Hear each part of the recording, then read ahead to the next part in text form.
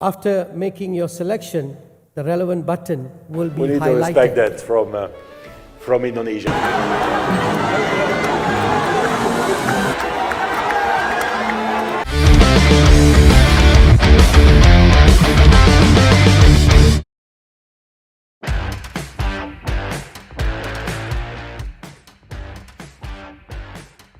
Tak bisa dipungkiri, kalau timnas Indonesia kini benar-benar berusaha agar bisa konsisten bersaing di level elit Asia.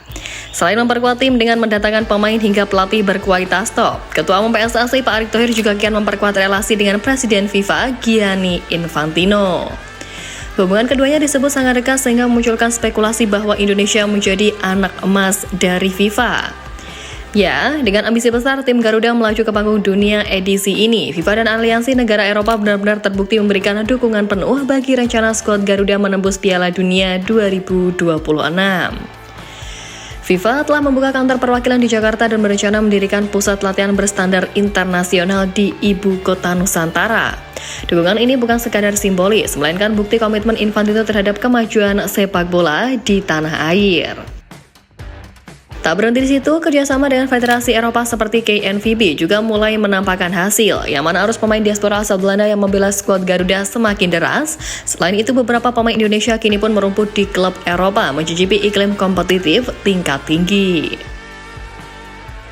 Di sisi lain dari itu, negara-negara Eropa seperti Jerman dan Inggris juga menyatakan minat untuk membantu pengembangan dari kompetisi Liga 1 yang tujuannya memastikan para talenta lokal memiliki wadah terbaik sebelum unjuk gigi di level internasional. Jelas, kolaborasi PSSI dan KNVB membuat suasana timnas Indonesia terasa kental dengan nuansa Eropa. Masuknya Patrick Kluivert, Alex Pastoor, dan Danny Lanzat membawa sentuhan total football yang diharapkan mampu mendongkrak kualitas dari permainan skuad Garuda. Tak hanya itu, PSSI juga merangkul Federasi Sepak Bola Jepang guna meningkatkan kualitas wasit dan juga pelatih usia muda. Ya, langkah ini dinilai krusial untuk membangun fondasi sepak bola nasional yang lebih kuat dan juga berdaya saing global. Meskipun peluang lolos ke Piala Dunia 2026 masih harus dirintis melalui 4 laga sisa kualifikasi, optimisme juga mulai tumbuh. Kehadiran pemain diaspora di Eropa, perbaikan struktur kompetisi, serta dukungan besar dari FIFA dan negara Eropa kian menguatkan asa lolos ke Piala Dunia 2026. Dengan sinergi lintas federasi, pelatih berkualitas dan juga pemain diaspora yang berpengalaman, Indonesia siap mencatat sejarah baru di kancah sepak bola dunia.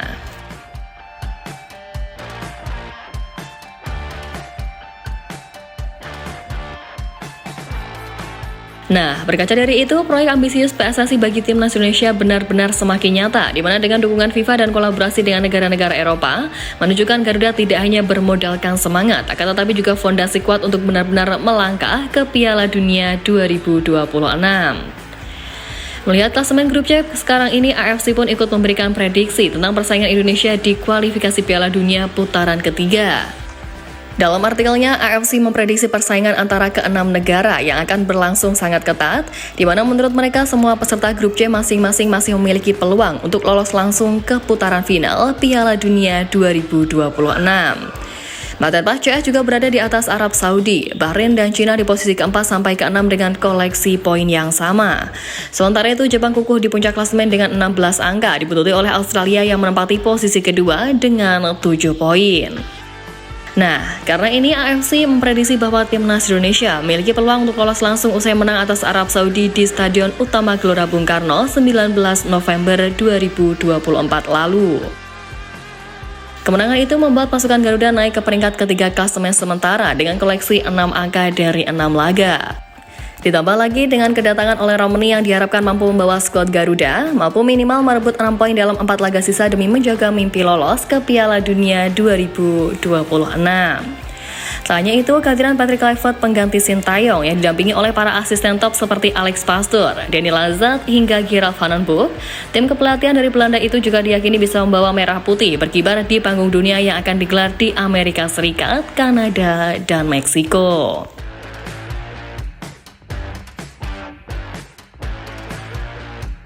Ya, keyakinan akan lolosnya Indonesia ke panggung dunia memang diungkap oleh banyak pihak, tak terkecuali para pesepak bola level top A hingga tokoh-tokoh dunia. Optimisme itu hadir tak lepas dari cara PSSI yang dalam beberapa tahun terakhir memang cukup gencar melakukan naturalisasi dan mendatangkan pemain keturunan dari Eropa. Bergabungnya para pemain keturunan ini benar-benar membawa dampak signifikan terhadap permainan Garuda dan menjadikan Indonesia pun diperhitungkan di mata dunia. Tak hanya ini pun, skuad Garuda dipastikan resmi diperkuat oleh Romney yang baru saja menjadi WNI pada 8 Februari lalu, yang sekaligus jadi angin segar buat lini depan skuad Garuda jelang menghadapi Australia di babak ketiga nanti. Pada matchday ke-7 di bulan Maret tersebut, Timnas Indonesia tak bisa memainkan Ragnar Oratmangun akibat sanksi kartu. Pemain berusia 27 tahun itu harus absen lantaran sudah mengumpulkan 2 kartu kuning di sepanjang babak kualifikasi. Karena itulah, Ole Romney yang punya rekam jejak apik sebagai predator di kompetisi Eropa bisa menjadi pengganti sempurna buat Ragnar Oratmangun di lini depan. Dan menariknya, selain Ole Romney, sejatinya Timnas Indonesia masih bisa mendapatkan amunisi tambahan dari para pemain naturalisasi. Bahkan Patrick Kluivert bisa melirik 2 pemain keturunan yang sudah memenuhi syarat buat dinaturalisasi dan sedang berada di tanah air untuk dibawa ke Timnas Indonesia. Ya, nama pertama adalah Jordi Tutuarima, pemain berusia 31 tahun yang diketahui memiliki darah Indonesia, tepatnya dari Maluku, dari sang kakek. Di musim ini, Jordi Tutuarima bergabung dengan klub Liga 1 yakni Persis Solo dan sudah mencatatkan 5 pertandingan. Diketahui sebelum perkuat Persis Solo, bek kelahiran Valp tersebut pernah membela sejumlah klub Belanda seperti Telstar, De Graafschap, dan juga PSV Zwolle. Tentu dengan pengalaman di Eropa dan juga kemampuan versatile miliknya, kehadiran Jordi Tutuarima diprediksi bisa menjadi opsi buat meningkatkan kualitas di lini pertahanan skuad Garuda. Kemudian beralih ke nama berikutnya adalah Jordi Weerman. Gelandang yang masih berusia 25 tahun ini juga diketahui punya darah Indonesia dari sang kakek dan nenek di pihak ibu. Sama seperti nama sebelumnya, Jordi Weerman saat ini juga sedang berada di Indonesia dan memperkuat klub Liga 1 yakni Madura United. Bersama tim asal Jawa Timur tersebut, Jordi Weerman tampil tak tergantikan di lini tengah dengan catatan 25 laga dan mencetak 1 assist. Sebelum bermain di Liga 1, nama Jordi Weerman terlebih dahulu jadi sorotan karena bermain di kasta kedua Liga Belanda serta kasta teratas Liga Swiss. Bahkan Jordi berhasil membawa FC Luzern menjuarai Piala Liga Swiss pada musim 2020-2021 lalu. Nah, menilik 2 nama ini, Coach Patrick bisa menggait keduanya bila membutuhkan pemain tambahan di sektor tengah dan juga belakang. Jordi sendiri bahkan diketahui sudah mengungkap minatnya membela Indonesia sejak sebelum kepindahannya ke Liga 1.